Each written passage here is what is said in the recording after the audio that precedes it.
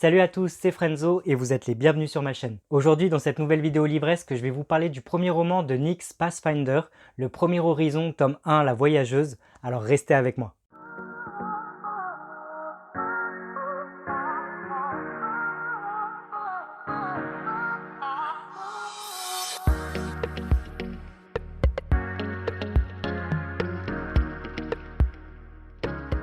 Le Premier Horizon, tome 1, La Voyageuse, est un roman que l'on doit à l'autrice Nyx Pathfinder et que l'on peut retrouver en auto-édition. Si vous voulez en savoir plus sur l'autrice, découvrir un petit peu son univers, discuter avec elle ou encore acheter son roman, vous retrouverez en barre d'infos de cette vidéo tous les liens à ce sujet. Nyx est une autrice adorable qui prendra énormément de plaisir à discuter avec vous par rapport à son univers, ses personnages, etc. Donc n'hésitez pas. Avant d'entrer dans les détails de l'intrigue et surtout de vous dire ce que j'en ai pensé, je vais d'abord vous donner un petit résumé sans divulgacher. Le Premier Horizon s'ouvre sur le personnage de Tran, une jeune saisonnière qui travaille dans un bar-restaurant à Reykjavik en Islande. Tran est entourée d'amis à qui elle fait ses adieux en vue de la fin de saison, et on comprend très vite que la jeune femme a la bougeotte, qu'elle a du mal à se caser. Alors qu'elle est de retour chez elle après une soirée bien arrosée et après avoir dit adieu à ses amis, Tran va se diriger vers sa cuisine et tomber sur deux créatures extraterrestres. La première a des allures d'humano-méduse, tandis que la deuxième ressemble à un coléoptère géant. Les deux aliens se ruent alors sur Tran, ils ouvrent un portail vers un lieu mystérieux et enlèvent donc la jeune femme. Tran va alors se réveiller quelques instants plus tard à bord d'un vaisseau spatial rempli de créatures improbables qui forment à elles seules les membres de l'équipe de la délégation. Car si Tran a été enlevée par Skrex et Lel, ce sont leurs noms, c'est parce qu'elle est une voyageuse. Une personne qui est capable de voyager à travers les brèches. Les brèches, et pour essayer de faire simple, ce sont d'énormes trous ou d'énormes failles dans l'espace qui déchirent l'espace, qui dévorent tout sur leur passage, que ce soit les planètes, les systèmes solaires, etc. On ignore ce qui est à l'origine des brèches et pourquoi,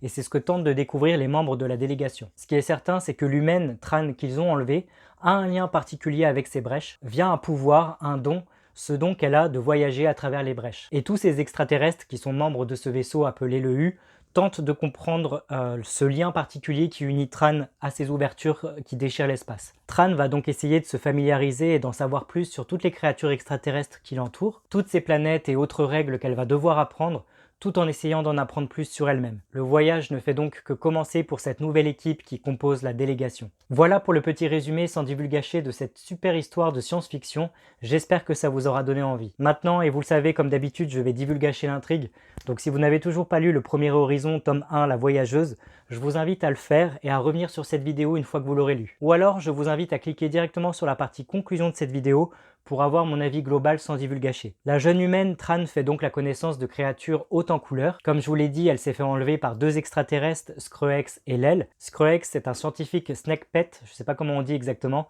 il ressemble carrément à un coléoptère géant. C'est un scientifique émérite, mais peu expressif. C'est quelqu'un d'un petit peu renfermé, qui contrôle un petit peu ses émotions, mais c'est lui qui a découvert les premières brèches dans l'espace. Quant à Lel, le deuxième extraterrestre qui a enlevé Tran, il ressemble plus à un humano-méduse, comme je le disais en introduction de cette vidéo. C'est un être bleu qui vient de l'océan, qui a la capacité de changer de physique. Soit il se transforme en une espèce de dandy homme plutôt séducteur, parfois en femme, en enquêtrice, mais que ce soit l'enquêtrice ou le dandy, ils ne forment qu'une seule et même personne. Lel et son peuple, d'ailleurs, ils ont la capacité assez extraordinaire de pouvoir matérialiser leurs pensées. On fait aussi la connaissance du personnage de Alfioun, si je prononce bien, une sorte de cybercré ingénieur qui travaille au bord du vaisseau, le U, et qui me fait énormément penser au personnage de R2-D2 dans Star Wars, avec beaucoup plus d'émotion. On fait également la connaissance du capitaine de ce vaisseau, Solterios, ou encore du héros de guerre Talieris. Talieris qui possède le pouvoir des brumes et qui a constitué lui-même les membres de la délégation, et qui va peu à peu, progressivement au fil de l'intrigue, se rapprocher de notre héroïne. La jeune femme, en plus de devoir apprendre à connaître toutes ces créatures, et pour ne citer que, va très vite se sentir seule et démunie face à leurs capacités extraordinaires. Elle, qui je ne le rappelle, n'est qu'une simple humaine. Tran va d'ailleurs se rendre compte que ses propres émotions sont contrôlées afin qu'elle ne réagisse pas n'importe comment et qu'elle ne fasse pas n'importe quoi. Si pour les autres créatures à bord du vaisseau, Tran ne représente pas une grande menace, elle ne représente pas quelque chose d'assez incroyable sur l'échelle de l'évolution, notamment par rapport à Skrex qui l'a enlevé. Très vite et contre toute attente, Tran va leur prouver que sa présence au sein du vaisseau leur est indispensable. Son côté humain va d'ailleurs peu à peu s'écouler sur les autres, qui vont alors voir se réveiller un petit peu en eux leur côté humain, et on peut dire même une certaine humanité qu'ils pensaient avoir perdue. Un vrai lien va se tisser entre ces personnages au fur et à mesure de l'intrigue, notamment entre elle et Lel, l'humano-méduse dont je vous parlais tout à l'heure, qui va lui offrir une conque, un coquillage. Un coquillage qui de prime abord a l'air tout ce qu'il y a de plus banal, mais on va vite se rendre compte que ce coquillage a une importance vraiment capitale dans le roman. Mais je ne vais pas vous dire pourquoi, je vous laisse découvrir ça dans le livre. Scroex, le coléoptère, a donc pris Tran en grippe dès le début du roman,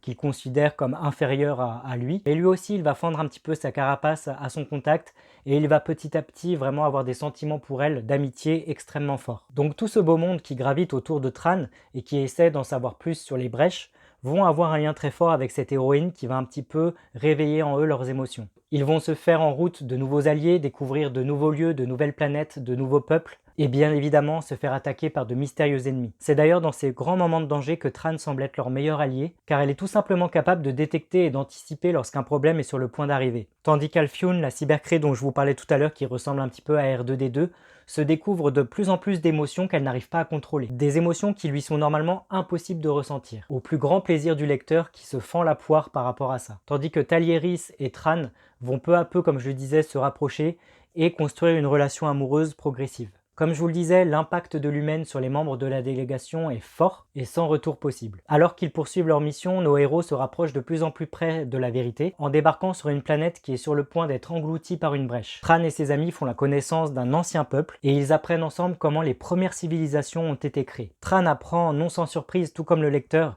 que ce seraient les humains qui seraient responsables de l'ouverture des brèches dans l'espace. Les humains seraient un peuple qui a grandi trop vite, qui n'ont pas su gérer leurs émotions et leurs pensées. Et à cause de leurs pensées qui représenteraient une sorte de pouvoir immatériel, d'après ce que j'ai compris, c'est ça qui créerait un énorme danger et le chaos dans l'espace. Bref, si l'univers entier est en danger, ce serait la cause des humains, ce seraient eux les responsables de ces brèches qui s'ouvrent dans l'espace. Et le seul moyen de stopper ces brèches qui s'ouvrent dans l'espace réside dans le personnage de Tran. Tran qui comprend alors que grâce à son don de voyager dans les brèches, elle va devoir entre guillemets se sacrifier ou servir entre guillemets de paratonnerre, mais qu'en gros elle est la seule à pouvoir les arrêter. Ainsi, en se sacrifiant, elle pourra découvrir le premier horizon et mourir juste après. Dans d'atroces souffrances, si là aussi j'ai bien compris. Une finalité que notre héroïne essaie d'encaisser du mieux qu'elle le peut, tout comme ses nouveaux amis de la délégation à qui elle en fait part. Des solutions sont envisagées pour la sauver avant qu'elle ne soit aspirée par la prochaine brèche, en vain. Il ne reste seulement que 2 jours avant la mort de Tran et celle-ci finit par accepter son destin. De façon discrète et après avoir fait ses adieux à ses amis, la jeune femme va donc se sacrifier pour sauver ses amis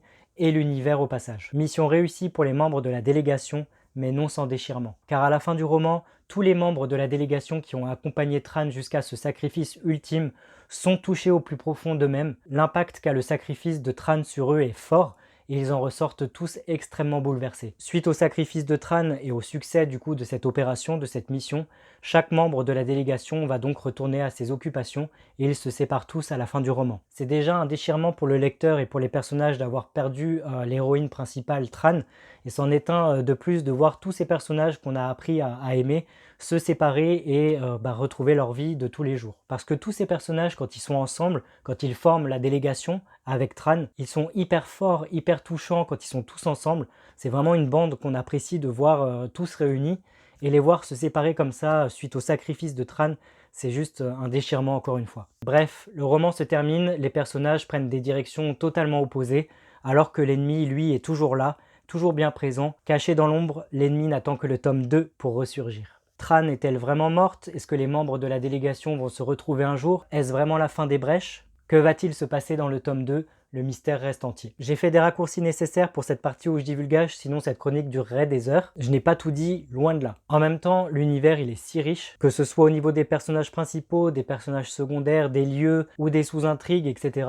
Mais n'hésitez pas à en parler dans les commentaires, et si j'ai manqué un point ou deux, je serais ravi d'en discuter avec vous. Ma conclusion, le premier horizon, tome 1, La Voyageuse, est un super roman. Il va à 1000 à l'heure, il faut arriver à prendre le train en marche. C'est pas forcément facile quand on n'est pas un fan de SF ou qu'on débute dans ce genre de lecture, mais ça vaut le coup. D'ailleurs, pas de panique, l'autrice a eu l'intelligence de mettre un glossaire à la fin de ce roman, que vous pouvez voir là, ici, à côté de moi. Ce glossaire, c'est une sorte de dictionnaire sur tous les mots compliqués ou inventés par l'autrice, et c'est une petite mine d'or d'informations. D'un point de vue lecteur, ça nous aide à savoir qui est qui, dans quel endroit nous nous trouvons, et tout un tas d'autres informations qui nous aideraient à faciliter la compréhension de cette lecture. Merci beaucoup à l'autrice, parce que moi qui suis un novice en science-fiction, qui ne lit pas beaucoup ce genre d'histoire, le glossaire m'a été d'une grande utilité. Ça prend que quelques secondes en cas de doute quand on bute sur un mot ou une expression ou un personnage. Il suffit d'aller à la fin du roman, d'aller voir le glossaire, et hop, tout reprend son cours normalement. car l'autrice a créé un sacré univers, des personnages qui ont leur propre passif, leur propre jargon, bref, c'est grandiose. Tout comme Tran, l'héroïne principale de ce roman, nous découvrons tout en même temps qu'elle, ce qui fait que ça facilite aussi la compréhension, puisque on part avec un personnage principal qui se pose plein de questions, les mêmes que le lecteur. Donc n'hésitez pas à vous lancer dans ce genre littéraire pour débuter. Moi, j'ai trouvé ça génial. Pour les amateurs de SF, vous allez kiffer, c'est sûr et certain. Je pense même que ce livre, il est fait pour vous. De par son intrigue, ses références à la culture geek, son humour, son action sans aucun temps mort, c'est quelque chose que vous allez adorer, j'en suis certain. Je rajoute qu'il y a de nombreux QR codes au sein du roman, presque quasiment à tous les chapitres, et que ces QR codes renvoient à des vidéos YouTube, des vidéos de musique composées spécialement par l'autrice. Elle chante même sur certains morceaux. Bref, ils accompagnent le roman, c'est un roman musical et c'est juste génial. Du grand art. Clairement, ce premier tome du Premier Horizon accomplit son but de nous faire voyager. C'est juste excellent, drôle, bien écrit, sans temps mort. Bref, je vous le recommande à 100%. La force de ce récit, pour moi en tout cas, ce sont vraiment ces personnages. Pour moi, c'est ce qu'il en ressort. Je ressors de cette lecture avec tous ces personnages en tête, tant ils sont bien travaillés, tant ils sont touchants, et on a juste envie de les retrouver dans la suite. Un petit peu pour faire une comparaison à la manière des Gardiens de la Galaxie, je trouve. On rigole avec eux, on a peur pour eux, on pleure avec eux. Bref, c'est juste super. L'autrice a su créer des personnages qu'on n'oublie pas et c'est en ça que c'est une réussite. Et vous alors, qu'avez-vous pensé de ce premier tome du Premier Horizon, La Voyageuse? N'hésitez pas à me le dire en commentaire en dessous de cette vidéo, je me ferai une joie de vous y répondre. Si cette vidéo vous a plu, n'hésitez pas aussi à la liker, à la partager sur vos réseaux et à vous abonner à ma chaîne pour ne pas manquer mes autres critiques littéraires à venir. À ce sujet, dans la prochaine vidéo livresque, je vous parlerai du roman de Tom Sherrell, Wakamentis. D'ici là, soyez au rendez-vous, prenez bien soin de vous, je vous dis à très bientôt. Ciao!